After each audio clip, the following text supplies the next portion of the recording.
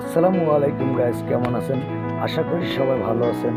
আজকে আপনাদের জন্য আমি নিয়ে এসেছি আরেকটি নতুন ভিডিও। আশা করি আমার ভিডিওটি সবাই মনোযোগ দিয়ে দেখবেন। আর আমার চ্যানেলটিতে যারা যারা নতুন আছেন, লাইক কমেন্ট শেয়ার করবেন। আমার চ্যানেলটি সাবস্ক্রাইব করুন নতুন নতুন ভিডিও পাওয়ার জন্য। আজকে আমরা দেখবো এখানে কি কি ধরনের গাছ পাওয়া যায়। আর এখানে আমরা দেখতে পাচ্ছি বিভিন্ন ধরনের ফল ও ফুল গাছ। এখানে দেশি বিদেশি ফল ফুলের আইটেম পাওয়া যাবে। আমরা যারা ছাত্র নেই তারা এখান থেকে কাজগুলো খুব সীমিত টাকার ভিতরে সংগ্রহ করতে পারে। এর ঠিকানা হলো মিরপুর 10 নম্বর বিআরটির অপর সাইডে। এখান থেকে নিতে পারবেন আপনারা আরও গাছ লাগানো ফুলের টব, সার, মাটি এবং বিভিন্ন ধরনের জিনিস।